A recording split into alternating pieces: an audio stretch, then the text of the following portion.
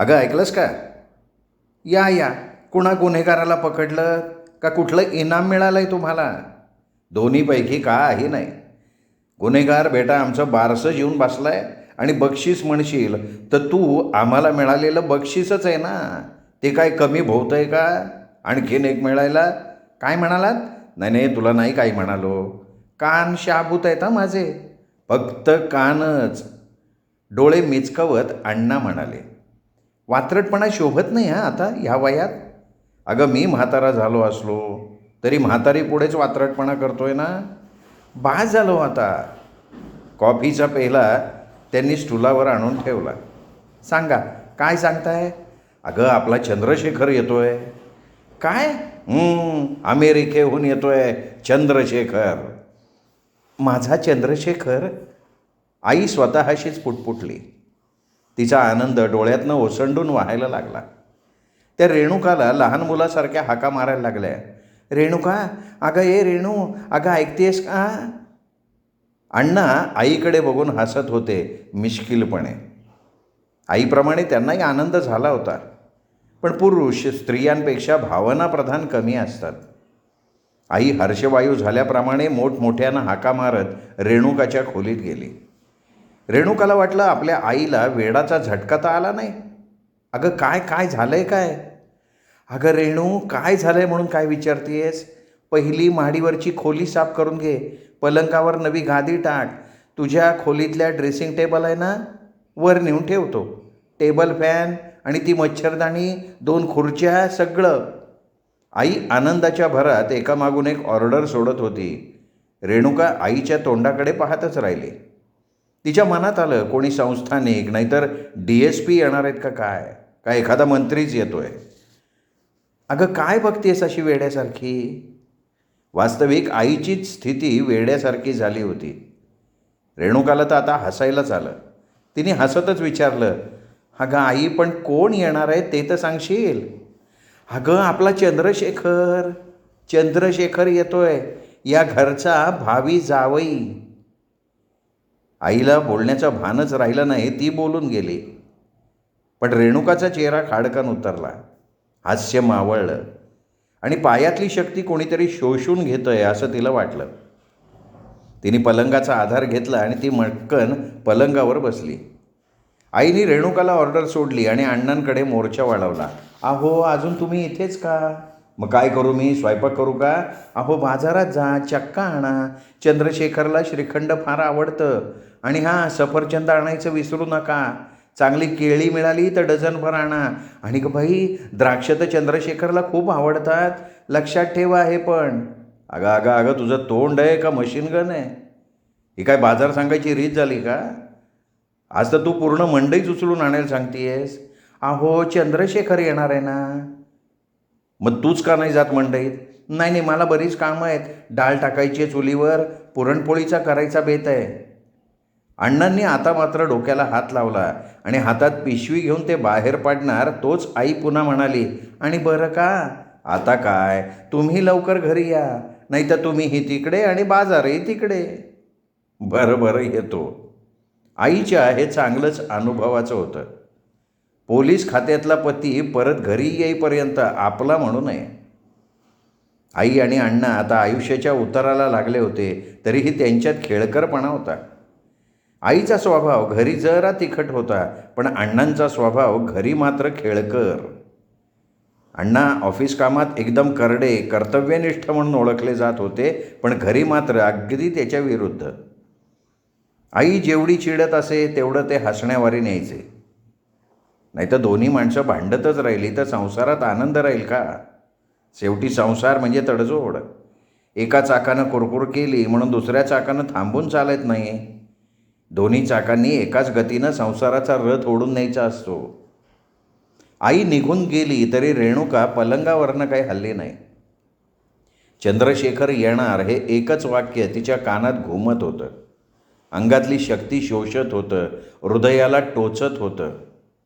मनात नसताना तिला फरफटत गत आयुष्यात ओढत होतं.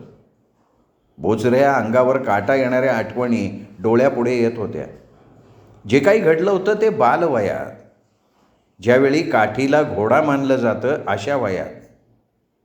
पण रेणुकाला आता वाटत होतं तसं घडायला नको होतं, पण घडलं तर होतं. पारगाव, कोकणातलं पारगाव. लहानपणी रेणुकाला या गावाविषयी फार ओढ. मामाचं गाव म्हटल्यावर ते आवडणारच. आणि या पारगावला निसर्ग सौंदर्यही तसंच लाभलेलं होतं. सृष्टिकर्ता अचानक खाली आला असता तर तो आपल्याच कर्तबगारीवर खुश झाला असता आणि स्वर्गात पुन्हा जाण्याऐवजी त्यांनी या पारगावात मुक्काम ठोकला असता. मामा गावचे पाटील, गावात त्यांचा दरारा, तशीच मामी प्रेमळ. त्यामुळे रेणुकाला लहानपणी मामाच्या गावाला जायला खूप आवडत असे. त्यात मामाला मूलबाळ नव्हतं. पुष्कळ देवऋषी केले, डॉक्टरांना दाखवलं, पण मामीची कूस काही उजवली नाही. त्यामुळे मामा मामीचा रेणुकावर फार जीव. फार खेडेगाव असते. खेडेगाव म्हटलं की कसं स्वच्छंदी जीवन. खेडेगावचं जीवन सूर्यावर. सूर्य येण्यापूर्वी ते सुरू होणार, त्याच्या चालीवर ते चालणार आणि सूर्यास्तानंतर थांबणार. इथे घड्याळाला स्थान गौण. ना तासा मिनिटांचा हिशोब, ना रेल्वेची बसची धावपळ. रेणुका आताही पारगावलाच आली होती. लहान मुलांची त्यांच्या वयाच्या मुलांशी लवकर गट्टी होते या संकेतानुसार रेणुकाचीही 4-6 मुलींची गट्टी झाली. कधी खड्या काचाचा डाव पाडायला लागला, तर कधी झिम्म्या फुगडीचा नवरा नवरीचा खेळ, तर कधी लहान मुलींचे आवडते खेळ खेळायला सुरुवात झाली. जमलेल्या निम्म्या निम्म्या मुली वाटून घ्यायच्या. एका बाजूचा नवरा, एका बाजूची नवरी. या मुलींच्या खेळात एखाद दुसरा मुलगाही येत असे. खऱ्या लग्नाला जेवढी धमाल उडत नाही तेवढी या लग्नात उडते. फाटक्या चिंध्या काठीला गुंडाळून नवरा नवरी तयार केली जाते. साध्या वर्तमानपत्राच्या कागदाच्या मुंडावळ्या चालतात. शेंगाच्या दाण्याच्या पोळ्या, आमटी सगळं बनतं. म्हणजे मुलं तसं मानतात. मुलांचीच वाजंत्री, एकदम सगळं एका क्षणात. रेणुका पाहुणी त्यात शहरात वाढल्यानं दिसण्यात वागण्यात सगळ्या मुलीत उजवी. त्यामुळे तिचं स्थान सगळ्या मुलीत विशेष. तिला तिथे प्रचंड भाव. चंद्रशेखर रेणुकाहून 2-3 वर्षांनी मोठा. तो महादेव मोरेंचा मुलगा. महादेव मोरे रेणुकाचे चुलत मामा. त्यांची मुंबई गोवा बस सर्व्हिस होती. त्यामुळे पैशापाण्यानं महादेव मोरे गावात नाव वाजलेले. त्या दिवशी रेणुका आणि तिच्या मैत्रिणी यांचा असाच खेळ रंगला होता. तेवढ्यात कुणीतरी टूम काढली की रेणुकालाच आज मुंडावळ्या बांधायच्या, तिलाच नवरी करायचं. रेणुकाच्या बालमनाला त्याचं काही वाटलं नाही. वाटला असेल तर तो आनंदच. रेणुकानं मुंडावळ्या बांधून घेतल्या खरा, पण लाकडाच्या बाहुल्याबरोबर तिचं लग्न कसं लावायचं. तेवढ्यात मुलींचं लक्ष चंद्रशेखरवर गेलं आणि त्यांनी बळेबळे त्याला बाशिंग बांधलं. हळदी झाल्या, लग्न लागलं, वरातसुद्धा झाली आणि तेवढ्यात आईचं लक्ष त्यांच्या खेळाकडे गेलं. आई सुखावल्या. तो जोडा त्यांना रामसीतेसारखा वाटला. तिने आपल्या चुलत भावाला महादेव मोऱ्यांना हाक दिली आणि म्हणाली, अरे दादा. काय ग? मला वचन दे. अगं पण कशासाठी? आधी वचन दे रे. अगं पण दादा, माझी रेणुका तू सून म्हणून करून घेशील असं वचन हवं आहे. बघ की रे कसा रामसीतेसारखा जोडा दिसतोय. रेणुकाचं लक्ष आईकडे गेलं आणि तिने दोन्ही हातांनी मुंडावळ्या ओढून तोडून टाकल्या. रेणुकाच्या डोळ्यांपुढे हा प्रसंग जसाच्या तसा उभा राहिला. आता तोच चंद्रशेखर येतोय. पुन्हा तो काटेरी विचार मनाला बोचायला लागला. सगळं हृदय रक्तबंबाळ झालं. थेंबा थेंबानं रक्त ठिपकत होतं. नाईक तिला भेटला नसता तर कदाचित चंद्रशेखरच्या येण्यानं ती कावरीबावरी झाली असती, लाजली असती, अय्याइश्य केलं असतं. पण आज रेणुका, तुला काय झालंय तेच समजत नाही आहे. आईच्या आवाजाने तिचं विचारचक्र मध्येच थांबलं. रेणुका, तू आजारी तर नाही आहेस ना गं? आई, अगं मी कुठे? मग काय चालवलंयस रेणुका तू? आई, काय केलं ग मी? आई काय बोलतीये हे अजूनही रेणुकाच्या लक्षात आलं नव्हतं. काय केलंस? अगं माडीवरची खोली साफ करायला सांगितली तरी तू अशीच मख्ख बसून? बरं करते. रेणुका आईची नजर टाळत म्हणाली. आणि हे बघ रेणुका, चंद्रशेखर येणार आहे असा चेहरा टाकून बसू नको. ती कपाटातली सिल्कची साडी नेस. काय भिकारणीसारखा अवतार करून घेतला आहेस. रेणुका एक शब्दही न बोलता माडीवर गेली. खोली झाडून काढली आणि सगळा कचरा दरवाजाजवळ गोळा करून ठेवला. पलंगावर मुद्दाम फाटकी गादी टाकली. भिंतीवर हेमामालिनीचं कॅलेंडर होतं, ते काढलं आणि त्या ठिकाणी हनुमानाचं छाती फाडून तो राम सीता दाखवतोय असं चित्र लावून टाकलं. हे करताना ती स्वतःशी म्हणाली, अमेरिकेतून येत आहेत महाशय. टेबलावरची रहस्यकथेची कादंबऱ्यांची पुस्तकं उचलली, कपाटात टाकली, कपाटाला कुलूप लावलं आणि त्याच टेबलवर ब्रह्मचर्य हेच जीवन हे पुस्तक ठेवून दिलं. खोली स्वतःच्या मनासारखी सजली आहे असं बघून ती खिडकी शेजारी आली आणि त्याचवेळी बंगल्यासमोर येऊन एक गाडी उभी राहिली. गाडीतून मानेवर विधभर लांब केस असलेला हडकुळा माणूस खाली उतरला. त्याच्या डोळ्यांवर जाड भिंगाचा चष्मा होता, तोंडात सिगरेट. रेणुका, अगं रेणुका, अगं चंद्रशेखर आला बरं का, चंद्रशेखर. आई अत्यानंदानं ओरडल्याचा आवाज आला. रेणुका जड पावलानं जिना उतरून खाली आली. Good afternoon mother. काहीसा आपल्या झोकात इंग्रजी फेकून आईचा हात हातात घेण्यासाठी त्याने हात पुढे केला. आई गोंधळली. अरे अरे, हे काय? तेवढ्यात रेणुका तिथे आली. चंद्रशेखरचं लक्ष रेणुकावर गेलं. जाड भिंगांचा चष्मा जरा नाकावर ओढून डोळे फाडून तो रेणुकाकडे बघत म्हणाला, oh sweet Renuka darling, how are you. रेणुकाचं चंद्रशेखरविषयी मत चांगलं झालं नाही, पण पाहुण्या माणसावर आल्या आल्या राग काढणं बरं नाही म्हणून ती म्हणाली, आय एम फाईन. त्यावर तो खळखळून हसला. बसा हां दोघं बोलत, मी चहा घेऊन येते. आई म्हणाली आणि ओ नो नो, चहा नको, चहा नको मदर. चहाचं नाव काढताच त्यांनी तोंड विस्कटलं. रेणुकाला वाटलं की हा अमेरिकन साहेब आता ब्रँडी मागतोय का काय. ठीक आहे, मी कॉफी आणते असं म्हणून आई आत गेली. रेणुकाच्या मनात नसतानाही तिला तिथे थांबायला लागलं. रेणुका उभी आहे असं बघून चंद्रशेखर म्हणाला, ओ यू सीट हिअर. त्याने आपल्या शेजारी बसण्याची खूण केली. त्यावेळेसची त्याची ती अधाशी नजर रेणुकाच्या नजरेतनं सुटली नाही, ती तशीच उभी राहिली. प्लीज सीट असं म्हणून चंद्रशेखरने तिचा हात धरला आणि अक्षरशः तिला ओढूनच खाली बसवलं. हात ओढताना त्यांनी तो दाबला. आता मात्र रेणुकाला राग आला. रागाने तिचे ओठ थरथरायला लागले, पण शेवटी आईचा रोष नको म्हणून राग तसाच गिळला. थोडा वेळ शांततेत गेला.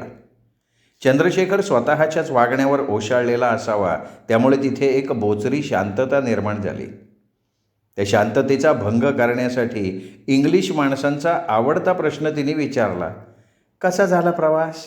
आओ फाईन. अगं जन्माला यावं आणि अमेरिकेला जावं, सगळी मजा गंमत एकदम फौल आहे. आता येताना गंमत झाली तुला सांगतो. माझ्या शेजारी एक सुंदर मुलगी बसली होती, एकदम ब्युटिफुल. आणि अशी देखणी मुलगी बघितल्यावर कोण नाही खुश होणार. अरे मी तर अक्षरशः पागळलो. स्वतःच हसून तो पुढे सांगायला लागला. ते त्याचं हास्य रेणुकाला केविलवाणं वाटत होतं. अगं मी पण असा बहादर ना, झोपेचं सोंग घेतलं, तिच्या खांद्यावरच हात टाकला. अरे बापरे. तिने तो हातात घेतला, मी त्याचा फायदा घेतला आणि डायरेक्ट किस घेतला. किस? ओ यस, किस मीन्स चुंबन. तिनेही प्रतिसाद दिला. मग तिला बरोबर नाही आणली? तेच तर सांगतोय. सांताक्रूजला उतरलो, तोही तिचा हात हातात घेऊन. बाहेर आलो ते हवेत चालतच. टॅक्सी केली, तिला म्हटलं बस टॅक्सीत, तर म्हणाली नको, माझी मिसेस घरी वाट बघत असेल. अय्या, म्हणजे तो पुरुष होता? तर काय. रेणुका हसून हसून बेजार झाली. त्याचवेळी आई कॉफीचे प्याले घेऊन आली. दोघांना हसताना बघून ती सुखावली. मनोमन तिने देवाला हात जोडले. आईच्या डोळ्यांपुढे पारगावमध्ये घडलेला प्रसंग उभा राहिला. इकडे गुहेत, गुहा कसली, प्रत्यक्ष काळदरीच ती. मृत्यूला निमंत्रण, वाघाचा जबडा, उंच उंच टेकड्या, त्यांच्या उरावर आकाशाशी स्पर्धा करणारे भले थोरले वृक्ष. त्यांच्या बुंध्यांची काटेरी वेली. एका बाजूला काळा कुट्ट तुटलेला कडा. वरून पाहणाऱ्याचे डोळे गरगर फिरतील आणि खालून पाहणाऱ्याची पगडी खाली पडेल. सगळंच भीतीदायक, अंगावर काटा आणणारं. त्या काळ जंगलात दिवसासुद्धा वाघाची नाहीतर सिंहाची गर्जना कानावर पडत असे. एखादा रानडुक्कर आपल्याच मस्तीत सुसाट धावताना दिसे. लांडगे कोल्हे तर ठाई ठाई दिसत आणि अशा या जंगलात तुटलेल्या कड्याखाली ती गुहा होती. बाहेरून अगदी जवळ जाऊन सुद्धा ती गुहा कोणाला दिसत नव्हती. वरून कोसळणाऱ्या पाणलोटामुळे तिचं प्रवेशद्वार दिसतच नव्हतं. आणि अशा या गुहेत तुफानचं राज्य होतं. या गुहेकडे गरुड टेकडीला वळसा घालून केवळ 1 हात रुंदीचा रस्ता तुडवत 2 घोडे ऐटीत चालले होते. त्यांच्यावरचे डाकू मानसिंग आणि डाकू भिल्ला आपली कामगिरी फते झाल्यानं मोठ्या खुशीत होते. नाईक आपल्या आधीच गुहेत दाखल झालेले असणार अशी त्यांची खात्रीच होती. डाकू मानसिंग 6-6.5 फूट उंचीचा काळा कभिन्न माणूस, उंचीनं तसाच रुंदीनं सुद्धा. गालावरच्या मुठभर मिशांनी आणि लाल डोळ्यांनी तो प्रचंड भीतीदायक वाटत असे. अंगात एवढी ताकद की लोखंडी पहार केवळ 2 हातांनी वाकवत असे. डाकू भिल्ला हा 5 फूट उंचीचा, अंगानं मध्यम, 4 चौघांसारखा, पण बुद्धीनं कुशाग्र. चांगले चांगले तिजोऱ्या जादूची कांडी फिरवावी त्याप्रमाणे तो फोडत होता. एखाद्या अडचणीच्या प्रसंगी स्वतः नाईकसुद्धा डाकू भिल्लाचा सल्ला घेत असे. यावरून भिल्लाच्या बुद्धीची कल्पना येईल. ही जोडगोळी म्हणजे नाईकाचा उजवा हात होता. रात्री तर दोघांनी विशेष महत्त्वाची कामगिरी पार पाडली होती. काल त्या ओसवाल मारवाड्याकडे 1 लाख रुपये नाईकांनी मागितले. गरिबांचेच ते पैसे, पण बेटा सरळ मार्गानं देण्याचं टाकून पोलिसांना वर्दी द्यायला गेला. भोसले इन्स्पेक्टरनी कडक बंदोबस्त केला. एवढंच नव्हे तर DSP साहेबांना बोलवून घेतलं. ही बातमी नाईकाला समजली. म्हणजे तशी नाईकाचीच योजना होती. पोलिसाची प्रत्येक हालचाल गुहेत समजत होती. नाईकने लगेच या कामगिरीवर या दोघांची नेमणूक केली. ज्यावेळी भोसले ओसवालच्या घराभोवती चक्रव्यूह रचत होते त्यावेळी इकडे डाकू मानसिंग आणि डाकू भिल्ला फासाची दोरी बांधण्याचं काम करत होते. साताऱ्यावरून DSP येणार ते संध्याकाळी. डाकू मानसिंग आणि डाकू भिल्ला यांनी त्यांच्या वाटेवर खर्शी गावापासून मैलभर लांब आंबेवनात रस्त्यावर दबा धरला. रस्त्याच्या दोन्ही बाजूनी किर्र झाडी. रस्ता 7 वाजताच निर्मनुष्य झाला. हे दोघेही झेप घेण्याच्या तयारीत जाळी आड बसलेले होते. 8च्या दरम्यान गाडीचा आवाज आला. दोघांच्याही अंगात देव चढला, बाहूत स्फुरण चढलं. वाघ झेप घ्यायला सज्ज झाले. एक पोलीस जीप, तिच्या मागे DSPंची गाडी. दोन्ही बंदुकीच्या रेषेत आल्या. दोन्ही बंदुकीतून गोळ्यांचा वर्षाव झाला. दोन्ही गाड्यांना एकाच वेळी करकचून ब्रेक लागले. DSP भीत भीत खिडकीतनं बाहेर पाहायला लागले. तोच कान फाडणारा आवाज त्या रानात घुमला. DSP साहेब, गाडीतनं खाली उतरा नाहीतर. आणि या आवाजाबरोबर बंदुकीची एक गोळी DSP साहेबांच्या गाडीसमोर येऊन पडली. DSP गांधी भीत भीत गाडीतनं खाली उतरले. त्यांचे पाय लटपटत होते. DSP असले तरी शेवटी ते माणूसच. शिवाय त्यांनी भोसल्यांचा फोन आल्यानंतर ठाण्यातल्या रेकॉर्डवरनं तुफानची माहिती वाचलेली होती. DSP लटपटत उभे असताना 8-10 माणसं आली. टोळधाड पडावी तशी त्यांच्यावर तुटून पडली. त्यात नाईकही होताच. भराभरा पोलिसांचे कपडे उतरवण्यात आले. ते कपडे तुफानच्या माणसांनी घातले. स्वतः तुफाननं DSPचा पोशाख घेतला.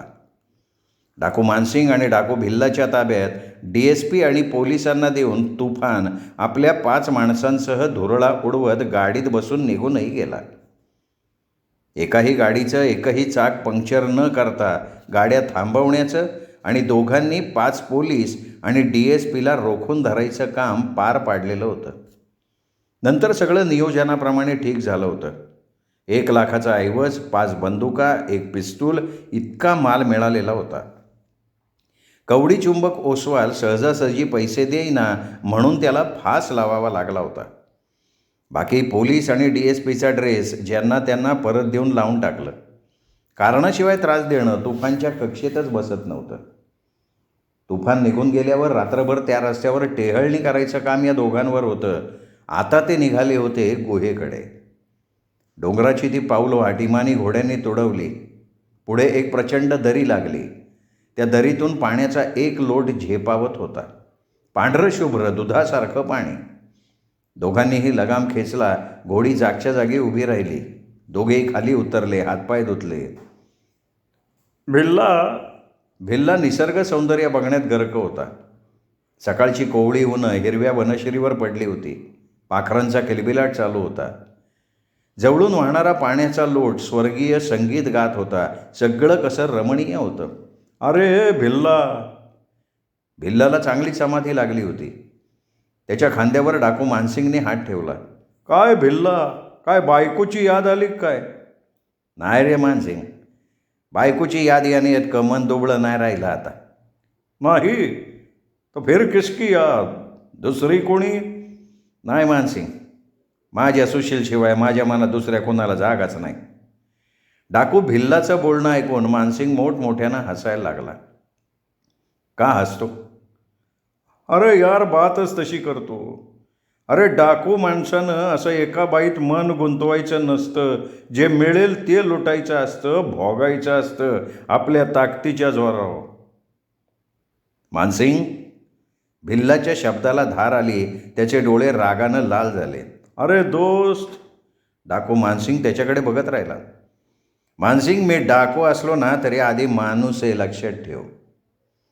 बायकोची याद येऊ द्यायची नाही याचा अर्थ असा नाही का दुसऱ्या कोणत्या तरी बाईला हृदयात स्थान द्यायचं. मानसिंग, प्रेम एकदाच केलं जातं आणि ते बी मनापासनं. बायकोची याद येऊ द्यायची नाही, ती फक्त तिच्या वडीनं घराकडं पाय वळू नाहीत म्हणून.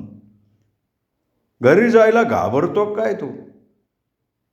मानसिंग, मी लुकडा असलो तरी माझं काळीज वाघाचं आहे. पोलिसांच्या छातीवर नाचत मी घरी जाऊ शकेन, पण मला भीती आहे माझ्या बायकोची. पोलीस तिला त्रास देतील याची. हा कविमनाचा भिल्ला असाच घरच्या आठवणीत वाहत राहील म्हणून डाकू मानसिंग म्हणाला, मग दोस्त, या जीवनाचा तुला आनंद वाटतो का? नक्कीच. तुला सांगतो, त्या सभ्य म्हणून घेणाऱ्या ढोंगी माणसांपेक्षा या निरागस निसर्गाच्या सानिध्यात राजासारखं राहणं आवडतं मला. मानसिंग, हा निसर्ग आहे ना, हा निसर्ग स्वार्थी नाही, हा निसर्ग ढोंगी नाही. आपल्यासाठी तो दुसऱ्याचं पोट जाळत नाही. बघ की निसर्गाकडं, आपल्या हातात आहे ते दोन्ही हातांनी उधळतोय तो. बघ जरा त्या चाफ्याच्याकडं. आपल्या धुंदीत दुसऱ्यांना सुगंध देण्यात रममान झाला तो. त्या पलीकडच्या तोरण करवंदीच्या जाळ्या बघ, जांभळाची झाडं बघ. गोड मैत्री येईल त्याला द्यायला तयार आहेत ते. आणि हा पाणलोट अमृतासारखं पाणी तहानलेल्याला द्यायला तयार आहे त्यो. मानसिंग, या निसर्गाला ना फक्त त्याग माहिती, त्याग. नाहीतर दोन पायाची सुधारलेली माणसं तिटकारा वाटतो रे त्यांचा. दुसऱ्याचं रक्त पित्यात आणि वर सभ्यपणाची बरसात करतात. या की म्हणावं निसर्गाच्या जवळ, शिका त्यांच्याकडनं काहीतरी. पण त्यांना जमणारच नाही ते. त्यांना जमतं फक्त अन्नात भेसळ करायला, औषधात भेसळ करायला, लाच खायला, गरिबाच्या टाळूवरचं लोणी खायला आणि देवाच्या पुढचे पैसे लुटायला. कसली रे जिंदगी ती? डाकू भिल्ला एकटाच जणू बोलत होता. बेंबीच्या देठापासून, हृदयापासून आतड्याला पीळ देऊन बोलत होता. डोळ्यानं पाहिलं, भोगलं ते पोट तिडकीने बोलत होता. हा विषय इथे थांबवला पाहिजे. आपण गुहेत पोचलं पाहिजे, नाहीतर नाईक काळजीत पडतील. या उद्देशानं मानसिंग म्हणाला, चल चल यार, नाहीतर शेवटी तू कवीच आहे. डाकू भिल्ला मूळचा कवी. त्याचं मनच हळवं, निसर्गप्रेमी. म्हणूनच त्याच्यावर ही वेळ आली होती दऱ्याखोऱ्यात राहण्याची. भिल्लाला आपल्या कर्तव्याची जाणीव झाली. तो आपल्या तंद्रीतनं बाजूला झाला. त्यांनी घोड्यावर मांड घातली. ते उमदे घोडे पुन्हा उधळले. दरवाजावर राक्षसासारखा सूर्याजी उभा होता. काय सूर्याजी, नाईक आले का? वय आलेत की, तुमचीच वाट बघतात. मग त्यांना आम्ही सुरक्षित आलो अशी वर्दी दे. सूर्याजी आत गेला. दोघेही पाय उतार झाले. 5-1 मिनिटांनी सूर्याजी बाहेर आला. अरे जावा, तुम्हाच निभावला होय. डाकू मानसिंग आणि डाकू भिल्ला आपली घोडी सूर्याजीच्या ताब्यात देऊन आत निघाले. आत म्हणजे एखादा कमकुवत काळजाचा नवखा माणूस आत आला तर त्या भयानक काळोखानेच तो मेला असता. अशा काळोखात हे सराईत दिमाखात निघाले होते. बाहेरून ही गुहा दिसू शकत नव्हती, पण तिचं आतलं स्वरूप मात्र विशाल होतं. 100-500 वस्तीचं एखादं गाव आत वसू शकेल एवढा तिचा आतला भाग होता. आत संपूर्ण कोरलेलं होतं. मध्यभागी पाण्याचं एक तळं होतं आणि त्याभोवती नायकांची माणसं आपापल्या योग्यतेप्रमाणे कोरलेल्या उपगुहेत राहत होती. ही गुहा म्हणजे प्रत्यक्ष रामराज्य. नाईक तिचा प्रमुख होता खरा, पण तो सुद्धा दरवेळचं जेवण सगळ्यांच्या बरोबर बसून घेत होता. 50-1 फुटाची अंधारातली वाट संपली आणि मग मशालीच्या उजेडात गुहा उजळून निघाली. तलावातलं काळेभोर पाणी चमकायला लागलं.